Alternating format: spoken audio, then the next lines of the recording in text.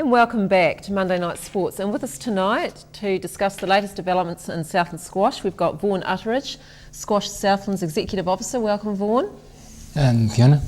And you're getting to be a bit of a regular on this show, Vaughan. Yeah, it's a bit of a worry, really, isn't Obviously, it? squash has got a few developments happening lately, so could you tell us about your most recent development? Yeah, it's been quite a busy year for us so far.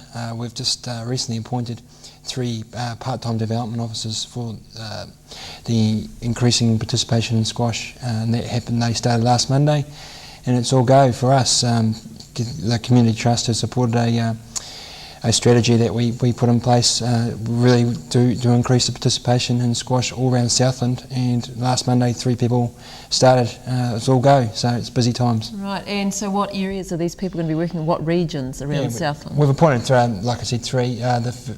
Penny Jackson has been appointed to the metropolitan area, Invercargill and surrounding towns.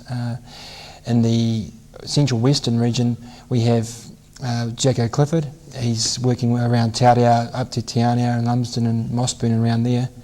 And in eastern northern, Sue Clark is based in Clinton, and she's working down there, right down the Gore and Riversdale and Belfast. So it's pretty exciting for us. It's they're working hard with the clubs to actually try and achieve their goals and to increase participation, especially among kids and the social squash player. So they'll obviously be making contact with schools, whatever, to get that school club connection going? Yeah, that's quite a key part of their role. Not just forming that end, but actually helping the club to actually cater for the kids when they actually do take up the sport, because we don't want them losing them once they actually get to the club.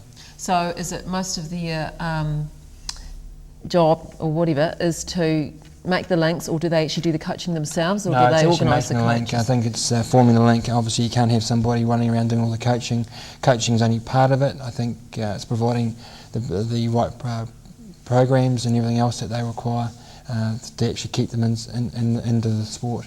And it's not just our sport that are facing these issues, I think, but we've taken one sort of direction to actually try and combat it.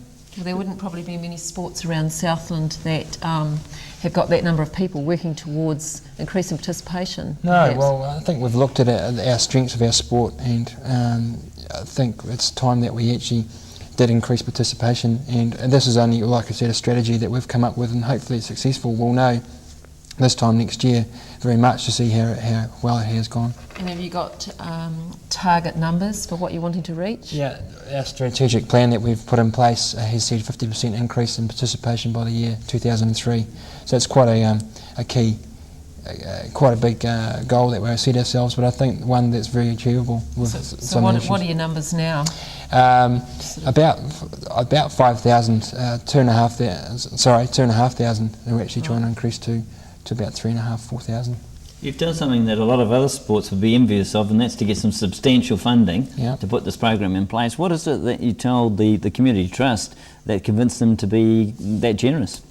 Well, I think the Community Trust here is for the development of the community, and what we said is that if we felt we could develop our sport, which would really assist in providing a stronger and more buoyant community, and I don't think we've come up with anything new. I think we've just presented it in a way that will assist with us all meeting our goals, not just us but also the Community Trust. Okay, we've got some squash footage coming up now. This is to do with the school holiday program you're involved with. Tell us a little bit about that. This was the secondary schools competition, an annual event that's been running for the last since I've been involved with squash, probably the last 5 or 6 years. There's a budding young player, and these are a couple of girls. I can't quite recognise who they are, unfortunately. There's a girl from Wyndham, and this was the ongoing in the school, and this is the major event for the year. Verdon boys won the boys section, and in the girls, Central Southland claimed the. Actually, I watched that match between it was Verdon and Central Southland, and it really went down to the wire. Yeah, I heard it was really good. That's Chris Clifford from the Taurau. He's was Central Southland. I think he was involved in that final. Is this because these schools have got good squash programs, or just lucky with some individual players? Or? I think at the moment this is coming back to the clubs. We've got some strong clubs in Southland. The Taurau Squash Club is one that's very strong. Same with the Clinton clubs, and they actually it flows over to into the schools. So Chris is the guy hitting the ball, the ginger-haired boy, and he's part of the Stronger Town Club, and that flows over into the schools. Also out that way is the Central Southland Squash Club, which is also very strong in those junior ranks. Quite a wide range of talent at this event. There seem to be some people, say, first-time players, these and two some girls very here are brand new to the sport. Some very highly accomplished players as well. This is really encouraging to have. Number 2 there.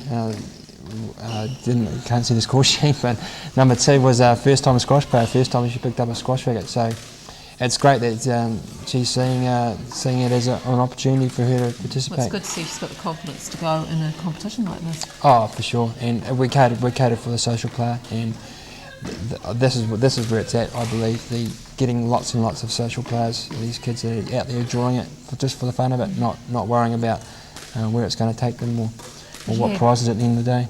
Had reasonable success this year with just running a weekly competition that catered mainly for beginners. Yeah, 13 teams and only 2 boys in those 13 teams, so 11 girls teams, which is really encouraging, and it sort of goes against the trend of secondary school girls in sport. So it must be That trend, I'm glad to say, is changing. Well, yeah, obviously it Evident in volleyball and touch, another very female-dominated sport. Badminton as well, I hear it's so that's great. It's good news. We just got time to talk about a tournament coming up this weekend. Vaughan, what's on in Dunedin? Yeah, every year there's a New Zealand-wide competition, which is the New Zealand Graded Teams event, which basically caters for all players that are involved in competitive squash at all grades, and it's a teams event, and you select a team of 5 players, and they play off with the right of actually going through the national finals. This competition was held in Invercargill last year, wasn't it? I seem to remember. Yeah, right? part of the playoffs was.